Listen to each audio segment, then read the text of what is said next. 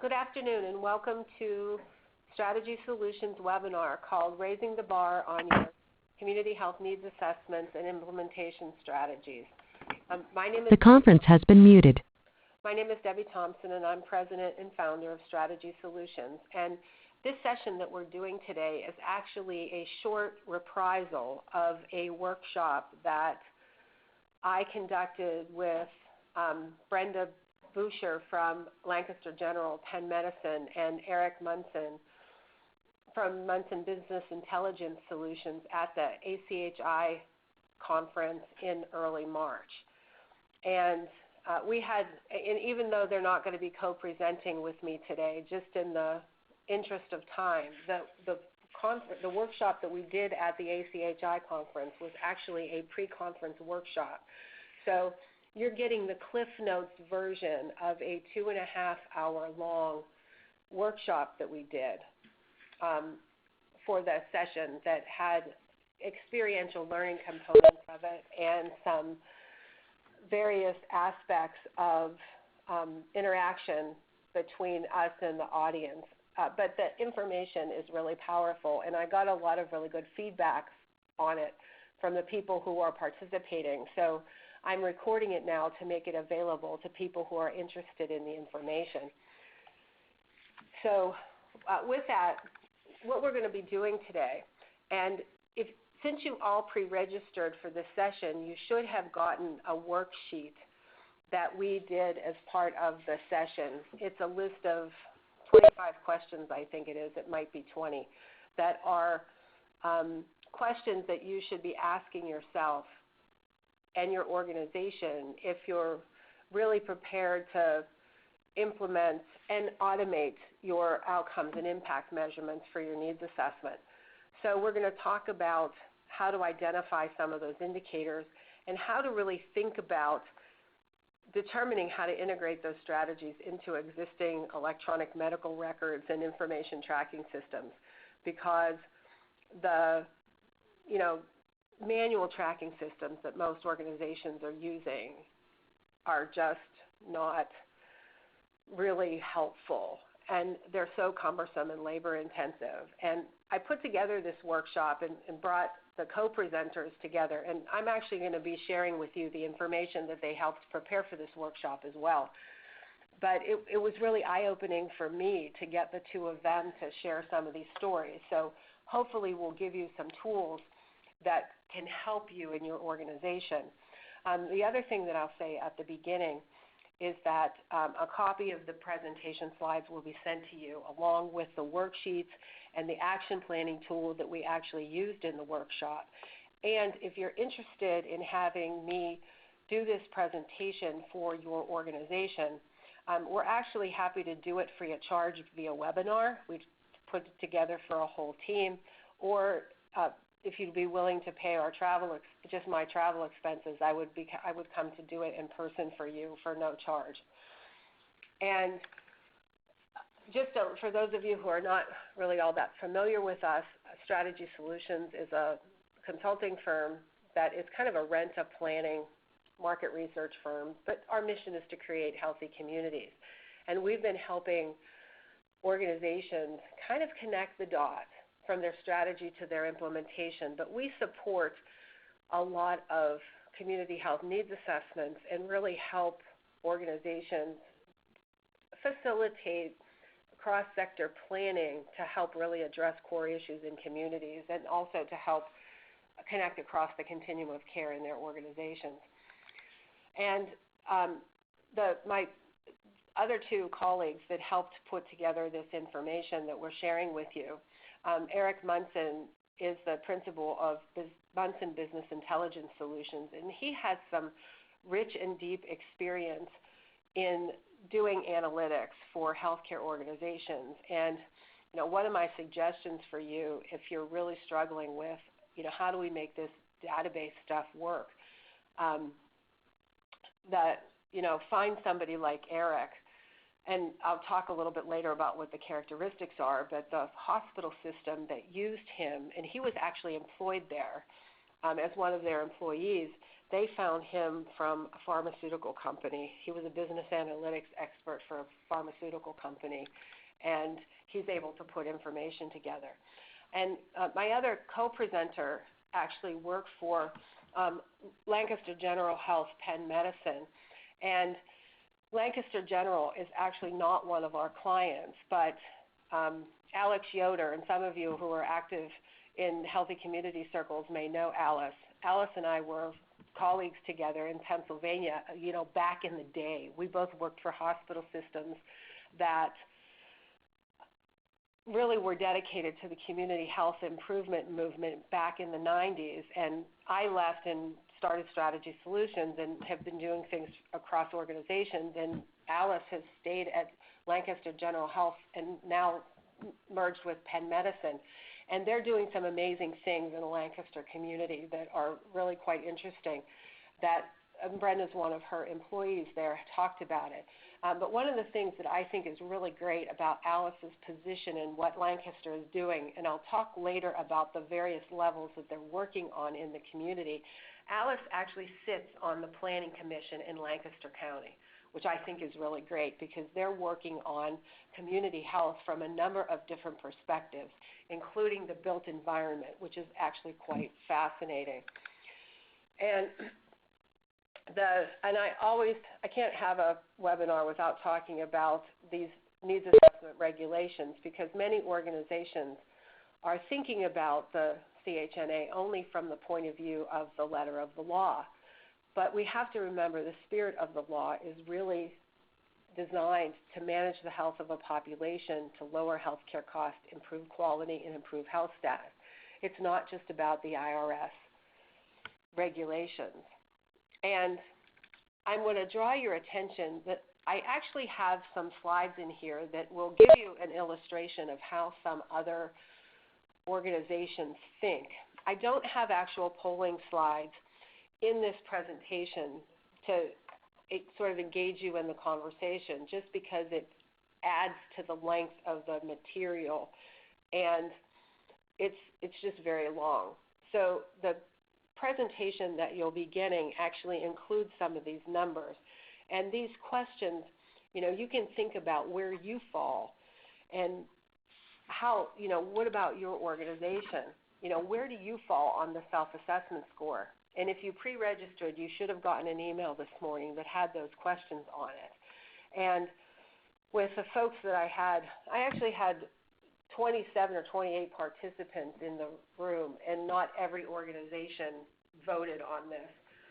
But interestingly enough, most organizations were somewhere in the 25 to 49 score. Depending on how you answer the questions on that worksheet, you get a number of points. So I encourage you to go through that worksheet and answer all the questions for yourself and see where you score, because the questions will give you an idea of how much work do you have to go to really integrate your functions. Now, this next question was, how integrated into your clinical operations, are your efforts with your implementation strategies?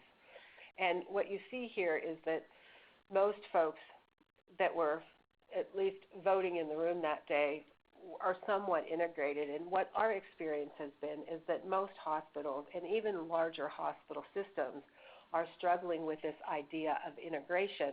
And I put together this whole workshop because I sat in an ACHI conference 2 years ago and heard this pretty sophisticated presentation that was done by a nurse with some pretty impressive outcomes. And I was sitting in the back of the room and I raised my hand and said, and what kind of data collection tool are you using to collect those indicators? And, she had a tick sheet on her desk, and her idea of automation was an Excel spreadsheet.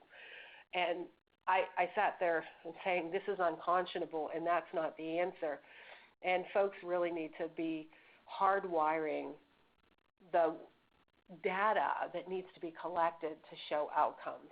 And this is why we're sharing this information today.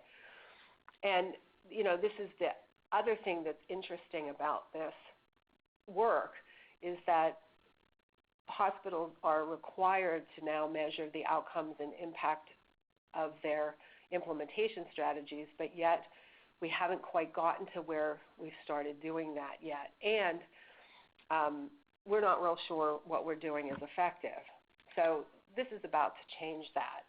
And before I jump into the meat of the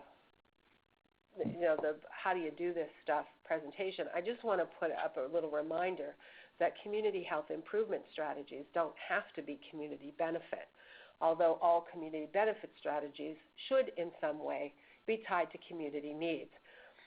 We have had some clients that are only defining their implementation strategies as community benefit, to which I say, you're really missing a lot that you're already doing that's designed in your hospital or health system or community agency to improve community health.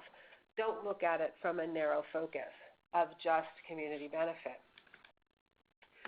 I put together this slide to really illustrate that there are a variety of different approaches happening in the United States right now on community health improvement. There are some organizations, it could be hospitals, health systems, community organizations, that are only doing this stuff because they're forced to. The IRS is requiring it, this is why we're doing it. Then we have folks that are a little further up the pyramid that are, I get community health, but community benefit is all we're doing. We're doing some outreach programs, we're doing some community education, but that's the only way we really think about our health improvement activities. Then we have folks that are a little higher up the pyramid that are doing programmatic interventions to improve health status. That would include the hospital or the health system's effort to do diabetes management, either a program or across the continuum of care. And then if you go a little bit further up the pyramid, then you have folks that start going, well, gee, if I'm really going to impact the health of the community, I'm not just going to do our hospital's diabetes management program, but I should be working collaboratively with other organizations so that we do it together. And then if you go a little bit up the pyramid, and if you start to do more community health improvement efforts, like those organizations that have been doing community health needs assessments for longer than 10 years, find over time that they start questioning, well, what am I doing to impact the health status of the broader community? And what am I doing to collaborate in the community to address root causes? Because we start to find that it isn't just about managing diabetes or managing congestive heart failure. We really have to start addressing what are called the social determinants of health in order to really impact health status.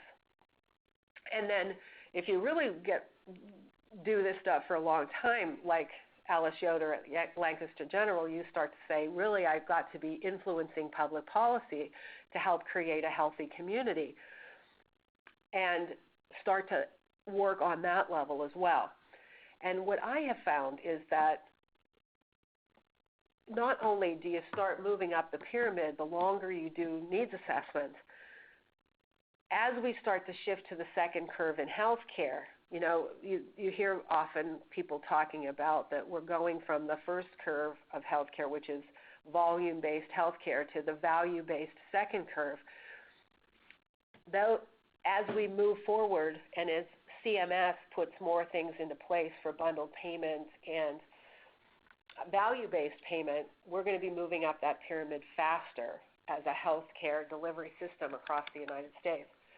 So I asked this polling question of the group. I love bell curves. Which of those approaches best describes your hospital's efforts? And this is interesting. This is a bell curve. My pyramid is a bell curve of experience of the people that were in the room that day. So we have people that are all over the place, and we know some people that are working on it, on that public policy. Some are addressing root causes. Some are doing just collaborative programmatic efforts. But wherever you are on that pyramid, it doesn't really matter. But I bring this up so that you can think about where you are and be strategic in how you move up the pyramid and think about what you want to do next. The other thing I want to highlight is there are, in fact, forces converging to bring a focus to this population health initiative. And I can send this out with the toolkit that you'll get after this session, the Hilltop Institute issue brief that talks about the work that the Hilltop Institute is doing to help shape opinions in the state health departments. Many people have asked me, well, what's the IRS going to do to police the quality of the community health needs assessments or the evaluations or the implementation strategies? And my answer to that is, I don't think the IRS is ever going to do anything. What I'm seeing is that policing function or that oversight function is actually coming from the state health departments, who are being encouraged to help move this along from a policy perspective, but who are starting to require their hospital systems and public health departments to work together in new ways. And then we have CMS, who said, more than 50% of payments will be in some bundled payment arrangement by 2018. So even if your health department doesn't get you before 2018, my sense is that the economics of the healthcare industry will, and we're going to be moving in this direction faster. And, what's interesting is that the Hilltop Institute is promoting the states putting policy initiatives in place in their states to promote regional collaboration, to encourage payment reform, and to invest in performance metrics. And I'll give you some examples of those in the next session and in the next segment. And I put this slide in here. I talk about this a lot. The blue and pink components of this slide were published in 2011 by the American Hospital Association, describing the shift, as I mentioned earlier, from the first curve of volume-based purchasing to the second curve of value-based purchasing. What I like about this slide is that in June of 2015, the AHA added a second curve on the second curve, which they call the second curve of population health. And what I have circled in red on that slide is the bottom two things that I know are hard to read on your screen, but they include integrated comprehensive health information technology, which supports risk stratification and real-time data accessibility. And the last one that is mature community partnerships to collaborate on community-based solutions. And what I talked about earlier, that's at the top of the pyramid, is coming, and it's evolving as part of the healthcare industry shift, and we're not going to be able to stop it, even if we're not ready to go in that direction. And I showed this slide talking about how we need to internally tie our efforts together. We often see community health needs assessment tied in some way to community benefit and prevention, but our service line development strategies and our readmission strategies are sometimes outside of those efforts, when we ought to be tying them together so that we have strategies that impact the delivery of health care. Now, I'm starting to recognize that this slide also needs a few more bubbles on it that include the public health department. And in many communities, the public health departments are required to work with hospitals and health systems. And you should also have other community partners that are either, behavioral health organizations or other community partners that help support chronic disease management. And we have to start thinking about how we pool our strategies together across this continuum of care. I like this slide because it illustrates the first red circle is typically what community benefit activities are about. They're targeted to healthy or at-risk people.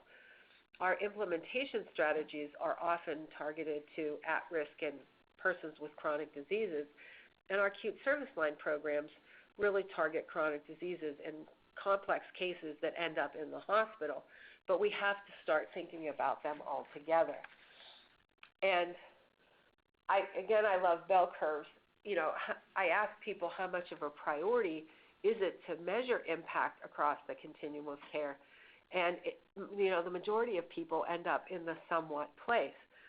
I can guess that it's going to be a lot faster once the payment incentives change. When managing cost and quality is what affects our bottom line, not how many procedures we do, that's going to change real fast. I also think this is interesting. How important is it for your hospital or system to measure collective impact?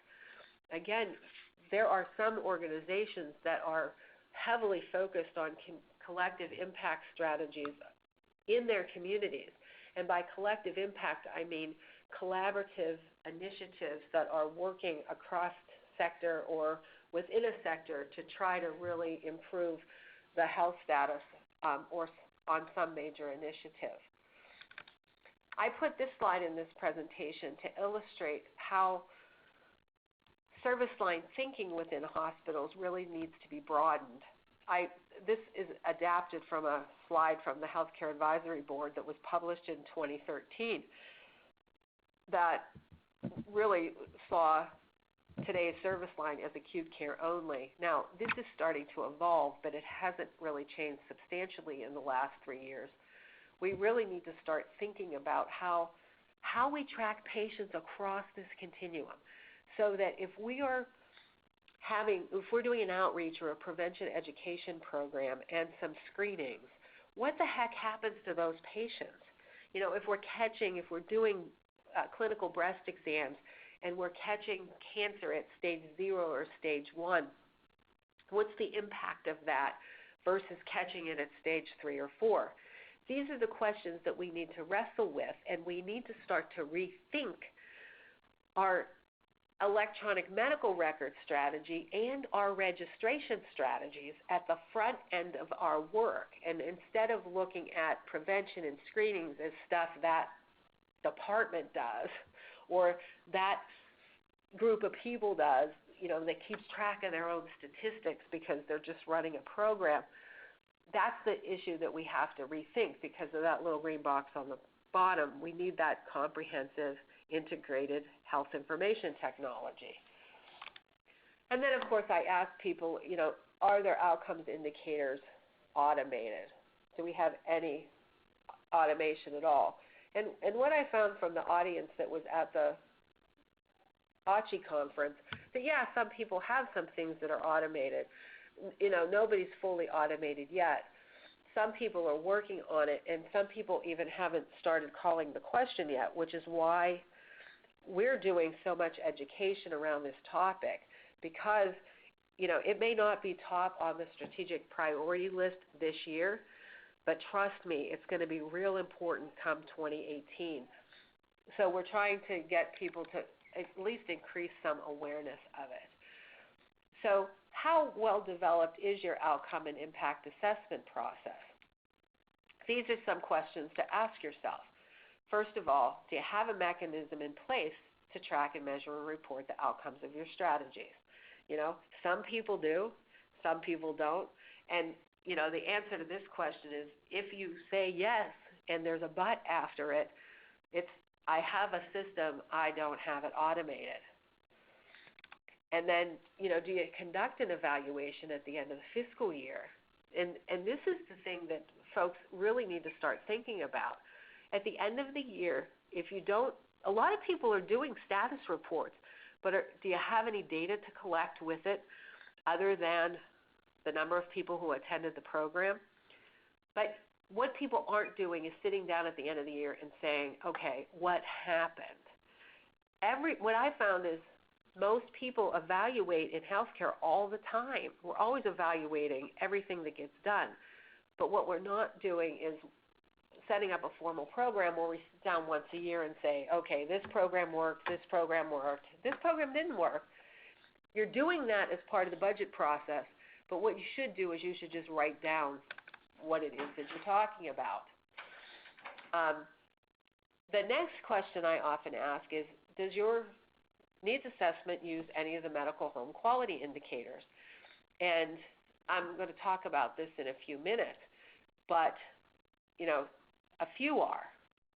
some people aren't even thinking about it. But if anyone on the line today or listening is from the state of Ohio, you probably got a bulletin in early January saying, we as the Ohio Health Department now require you to include these patient-centered medical home quality indicators as part of your outcomes tracking for your implementation strategies. So that's interesting. So how well equipped are people to really think about their reporting? Most people will confess that they're somewhat equipped, and some people say, well, I'm not equipped at all.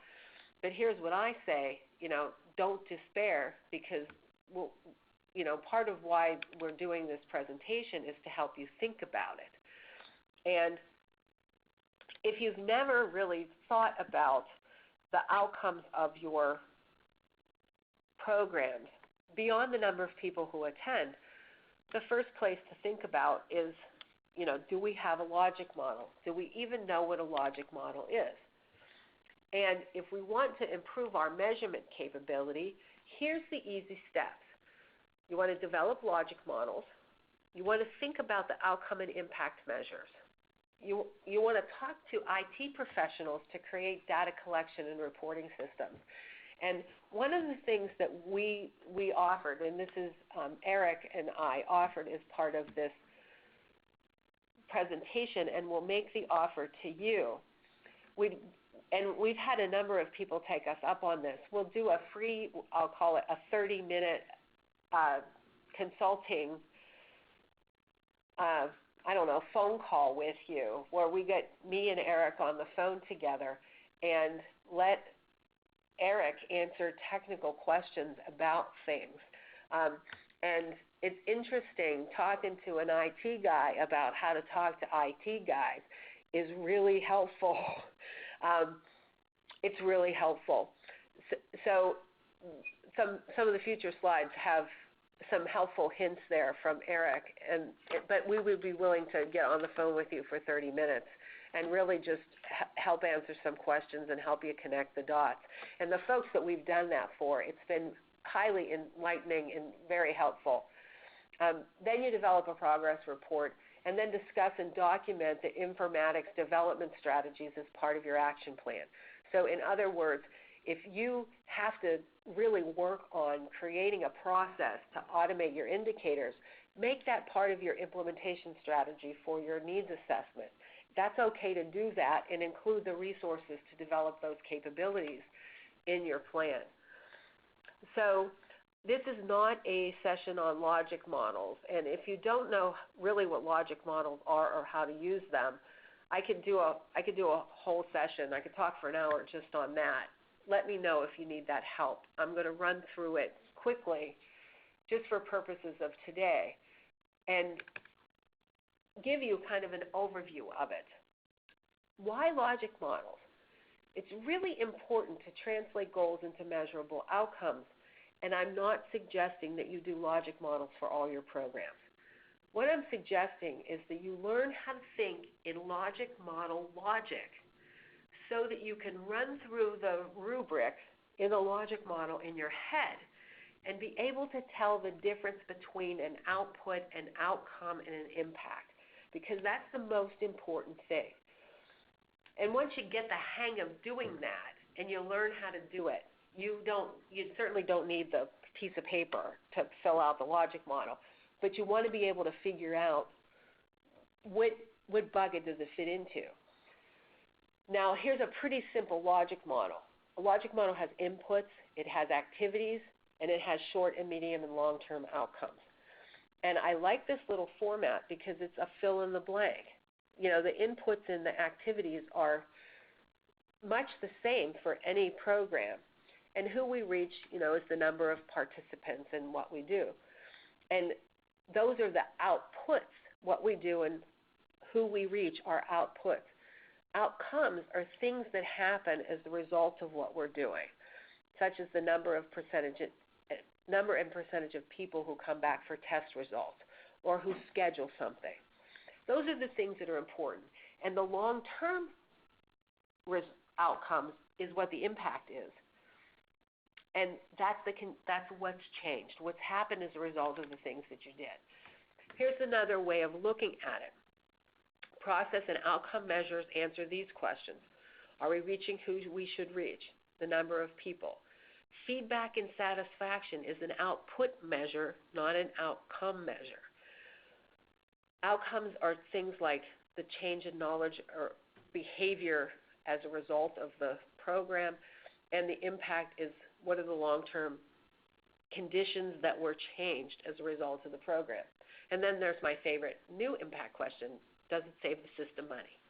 Because that's really important and part of the AAA. This particular logic model is an actual logic model from West Georgia Health. I should put their logo on here to really give that, because I always say that when I present this. The short and medium and long-term outcomes on this logic model are actually the outcomes tracking accreditation requirements for the Commission on Cancer.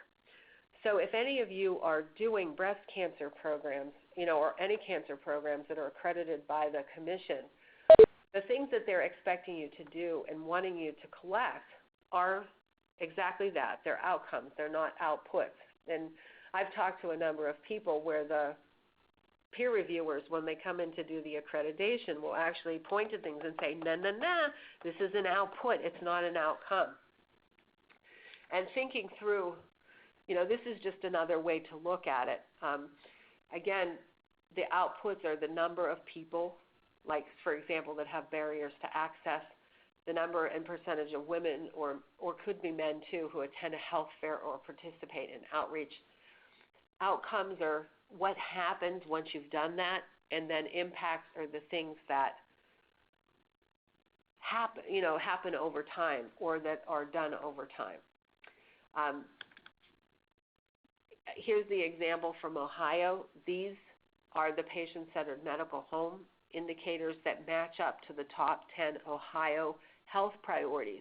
And as I mentioned earlier, Ohio has told their hospitals that they expect to see these indicators as part and implementation strategies around these topic areas to be addressed in every hospital and health department implementation strategy. So, if you are from a less progressive state like Pennsylvania, where I live, the health department hasn't said anything like that, but someday it may be coming. These next couple of slides, and you'll be able to see them better when you get the slide deck, I put in here because many people write strategies that are process-oriented. They're not outcome-oriented. And I did a training for the Rural Health Network in Montana a while back where I actually, as part of the training, took example hospital needs assessment implementation strategies and used the illustration to show them, well, these are lovely strategies and good goals, but how do I actually measure them? So I broke them down into the various objectives. I took the various objectives, broke them down into the action steps to actually do the objective, and then put together a list of indicators that are actually what's happening in that program. And that's the work that we do when we work with hospitals. We talk to the clinicians about what's really happening in this program. Where do the patients go? What do they do? And what happens as a result of that? And then we work on creating those various sets of indicators. I don't have them clustered into what's the difference, which of those are outputs, which are outcomes, and which are impacts. And that's probably a good note to self to put that level of detail on some of these examples. Because, again, once you get the hang of the difference between an output, an outcome, and an impact, a lot of the rest of it is easier. And then once you say, okay, I got indicators, now what do I do? You have to ask yourself the following questions. First of all, does the outcomes data already exist somewhere? Even if it requires work to identify it, does it already exist? And if it doesn't already exist, can we create a process to get it? And then talk to your IT friends. Start at the top. And this is my suggestion. Get the blessing of the most senior administrator, which generally is the CIO, to put the right IT professionals on your team to have them help you. So, and a lot of organizations won't dedicate IT staff to stuff that isn't strategically sanctioned. So that's an important step. You also want to identify the person or persons who know and understand the construction of the various databases. And depending on how your hospital or health system is structured, it may be a couple different people. I talked about the West Georgia Health example, but I've actually worked with a couple of different people in their IT system on various parts of trying to automate their cancer indicators, because their cancer program deals with 4 different information systems in 4 different places. So they have to figure out how to organize them and get them to talk to each other. Then you want to determine the variables or the elements that you want to measure and capture and how and where they're measured. Ask the IT professional to really understand the work process flow.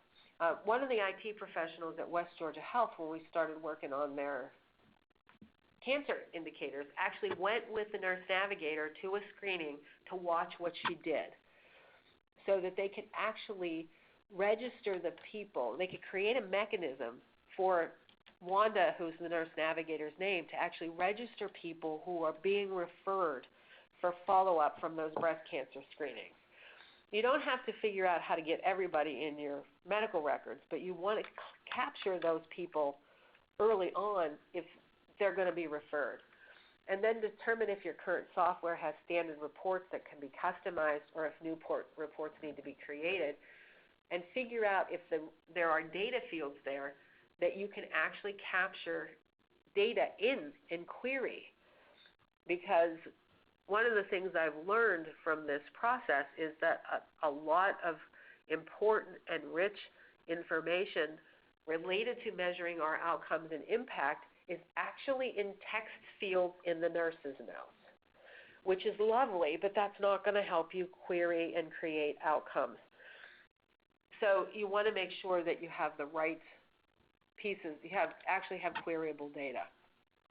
And this case study from St. Vincent Hospital, and Eric and I met each other because of work we were doing at St. Vincent's at the time, was done because of this. And here's some information on St. Vincent. They're actually in Erie, Pennsylvania. And part of the reason why they're a little more sophisticated than many folks on these indicators is because they have patient-centered medical homes in their primary care practices, and they were part of the CMS Accountable Care Organization demonstration project. So they had some incentives to do this. But actually what I found out was that the whole reason why they started doing what you'll see is some pretty sophisticated diabetes reporting. And your toolkit that you'll get sent after this webinar has some really even much richer than I have in this slide deck. Eric put together this wonderful collection of reports that he had developed for St. Vincent that you can actually take to your IT people and say, can you create something like this for us? And design something like that. But St. Vincent's was in a situation where reports were data dumps, most were ignored, EHRs were only used to capture information on patient visits, and they weren't very meaningful. And what happened was the medical director realized that the hospital was missing out on population health initiative program money from insurance companies. And it was actually they were going to get, if they could figure out how to better manage their patients, they could get $12 per person per visit in extra reimbursement, which is what started this whole thing. And they also recognized that there was a whole lot of information. But the doctor and Eric both had to do kind of a sales job on the senior leadership to get them to approve Eric spending the time developing these reports because they were busy. They had other things to do. And then, what they ended up doing was developing multiple reports that help the providers understand their populations, help the patients understand their progress, and increased reimbursement. So there was actually a financial benefit to this, a pretty substantial one. But here's a list of here's kind of some examples of the basic ones that they had. And the way these programs work is that every morning in the doctor's office, stuff prints automatically on the printer for the patients that are coming that day. So if the patient is scheduled that day, these reports go out and find the lab results, and they track them over time, and they print them out on for the patient so that the doctor gets handed that dashboard to look at before they see the patient. It's really pretty cool. They track indicators over time. They track a variety of different indicators. And the other reports that I'll send you are even better than the ones here, and you'll get copies of all of them. But what was learned out of this effort? Well, first of all, you want to connect your implementation strategies to clinical practice. It just makes sense. Have a clinician champion driving the process. That helps. Look for financial incentives available in the system. Is there reimbursement available for any of these things? And then find the right professional that has the right skill set. And what kind of skills are you looking for? You want somebody who can write queries to extract information from relational databases. You want somebody who's able to write reports from different applications. And you want somebody who is not just a order taker or a help desk person, but somebody who can be a partner and really help the users use the information in a way that's meaningful. Those are the kind of skills that you want to look for. And the second example that we talked about was Lancaster General put together their 3 implementation strategies for this 3-year period was working with tobacco and working on healthy weight and improving mental health. And I love this slide because this slide shows a multi-level approach to healthy weight. And these are folks that are working at the top of that pyramid I showed you earlier. They're working at the individual level, at the interpersonal level, at the organizational level. But what's really fascinating about what they've done is that they actually got a grant from a foundation to put additional IT support resources on this obesity management program to automate their indicators so that they could actually track their outcomes. And it's just a fascinating approach to look at it at a variety of levels. And they have a variety of different goals for their obesity program, which you can see here.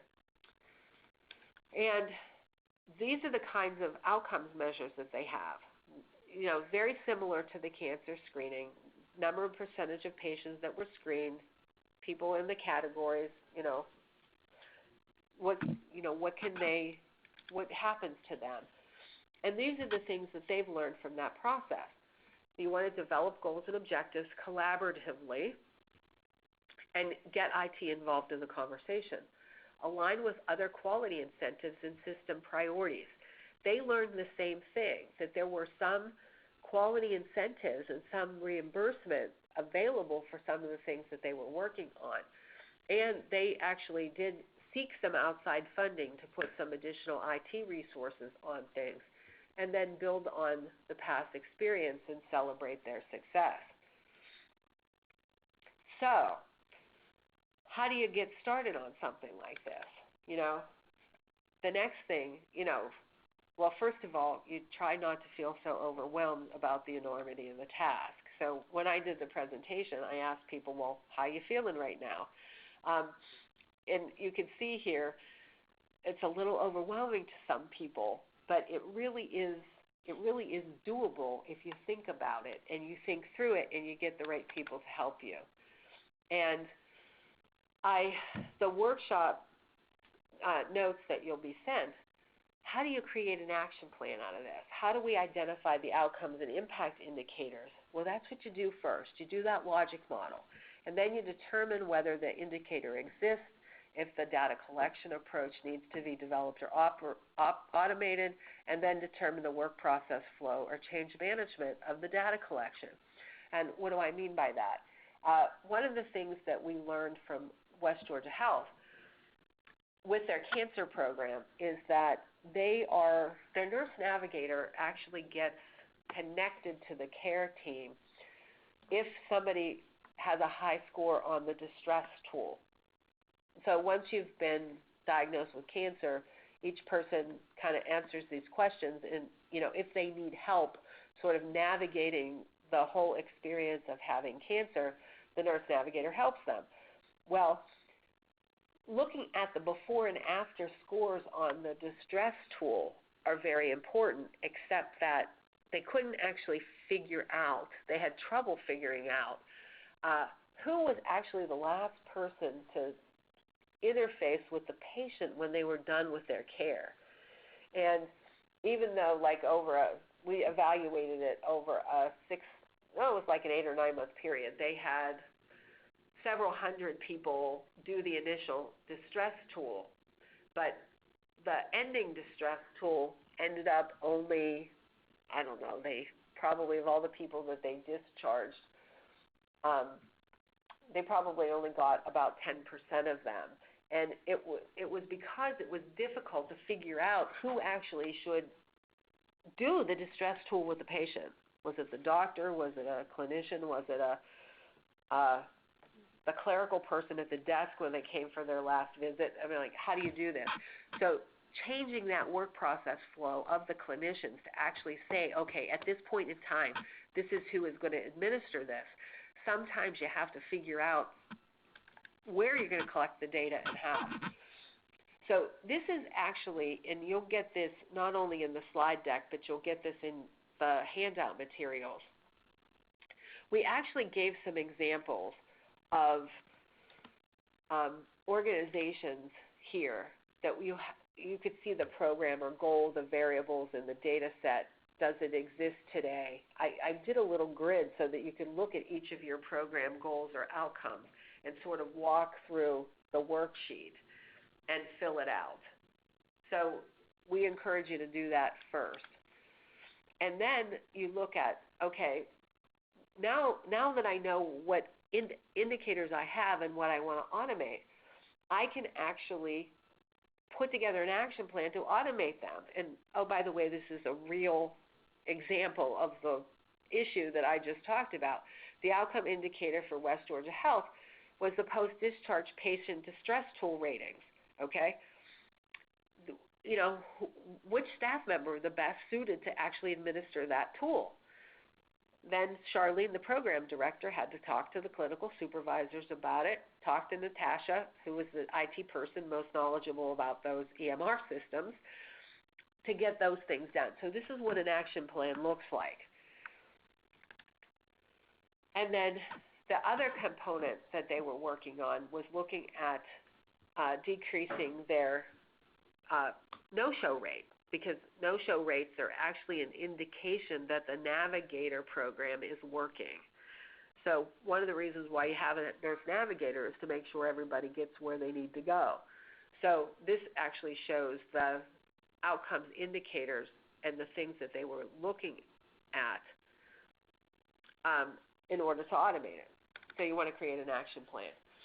So I'm going to encourage you to, when you get your toolkit, to take a few minutes and go through the slide deck, look at the tools that we sent you, pick an implementation strategy and an indicator or indicators that you feel that you should automate, walk through the worksheet, walk through the action plan, and call us if you want some help, because we're happy to give you, we're really happy to help you with any of those areas and help give you some guidance to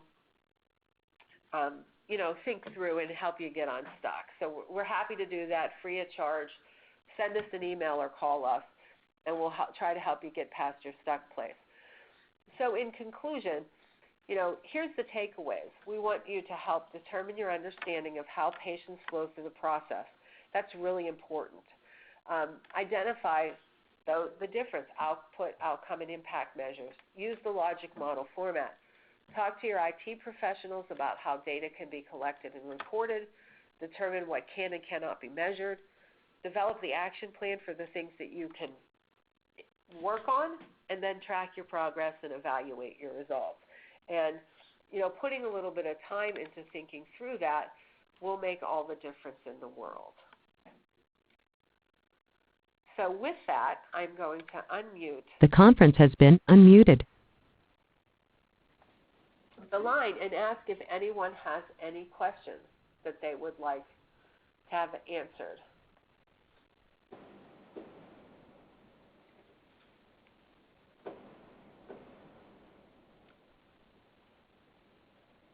I actually have one question that was sent in via the chat feature, and it's this one. Have I seen any other software that people could use to help track community programs outside of the electronic medical record system? And I have actually seen a couple of them, and one that I actually talked extensively with since the Association for Community Health Improvement Conference. If you're doing any outreach or prevention strategies or, like working with community groups that are helping to follow up with your patients and addressing some of the social determinants of health, there is a software program that is really cool called Success Measures that is a product of an organization in Washington, D.C. called Neighborhood Works. And this organization actually has been around a long time with this software. And the software is like a SurveyMonkey data collection tool on steroids, because what it allows you to do, it allows you to have multiple agencies working in the same data set with protected logins, and you can set up different tools to track different questions that are basically patient self-report. So, if the patient came to a diabetes management class and then, did they change their diet? Did they change their behavior? Is it making an impact on their nutrition? Somebody can call these people after the fact, log the answers to those questions in this tracking system, and then that tracking system can collect and measure the outcomes of that over a population. And Eric and I actually talked to the folks from Neighborhood Works. They also have a mechanism to marry that information to the electronic medical record information. If you put a unique identifier, like say for example, you decide to use a software like this and you have 100 patients. If you put a unique identifier on that data set, it doesn't have to be a social security number or anything, but you can create your own system. And then that you can actually take that unique identifier or even a flag on the medical records and marry that data after the fact. And what's really nice about this Success Measure software is that it's very affordable. It's done on a subscription fee that's only a couple $1,000, so it's not millions of dollars to do it. And it's a very cool software, so that's something that really helps.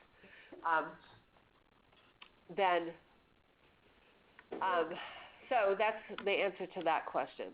I have another question here also. How are systems approaching the implementation strategies from a health systems level, more high level than a program level, working at a community level and not just hospital-centric? Also a great question. And I can tell you that a lot of people are struggling with that. And one group that I know has done that well is Aurora Healthcare in Wisconsin, who has really been looking at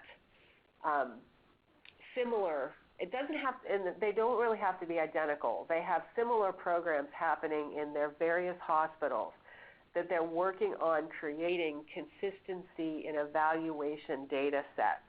So what they're doing, and this actually evolved after the fact. So it wasn't like they were real intentional and said, okay, all of our hospitals are going to do all of this at the same time. It really didn't quite work that way. But they've actually started something in one hospital, and then it went to a couple of others, and now they're trying to get each group in the different places if they're doing similar or identical programs, they're trying to create a consistency of data collection, like just a handful of indicators. It's not millions, like 2 or 3, so that they can consistently get those 2 or 3 outcomes or impact indicators from all of their hospitals across the system. So, and then they're putting that data together in a central place. So that's the kind of thing that I'm seeing more in other places. Aurora's doing it probably a little bit more sophisticated than most folks, but the systems are attempting to do similar across the system, and then track in each hospital just a core set of indicators so that they can report them together.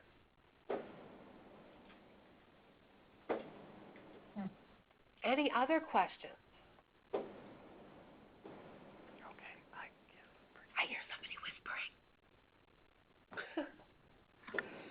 I hear a timpani in the back. Any other questions? Oh. Okay, then what I'm going to do is I'm going to say goodbye to everyone for today.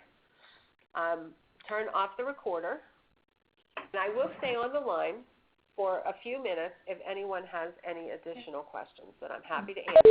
But, you should get the toolkit within the next 24 hours, and I will be happy to answer any questions anyone has.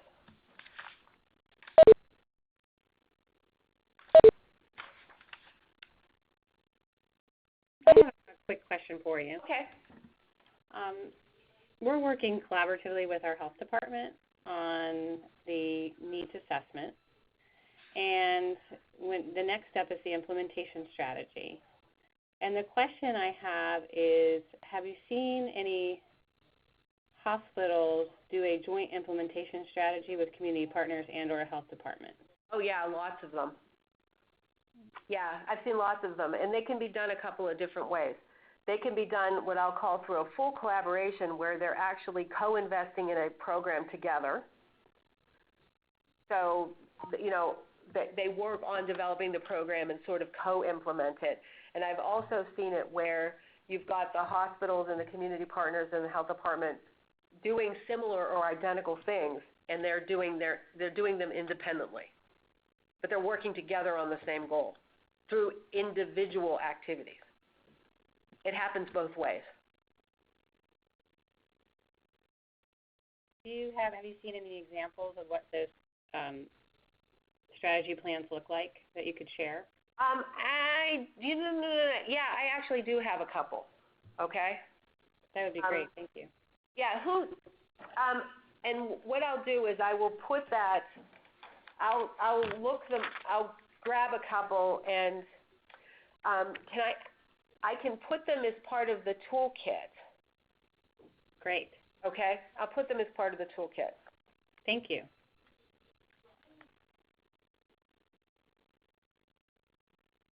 Yeah, because one in particular, and I was talking about St. Vincent. The St. Vincent, Erie County, Pennsylvania, actually has I call it the yours, mine, and ours strategy, where they have individual hospitals doing individual stuff. You've got certain hospitals working with the health department on certain things, and then you've got everybody working on some things. And there's 5 different hospitals, I think, in the collaborative. So so you'll see an example of sort of the combinations of things in that implementation strategy. Great. Thank you. You're welcome. So I am going to sign off for now, and if anyone has any other questions, you can send me an email. I'd be happy to answer them.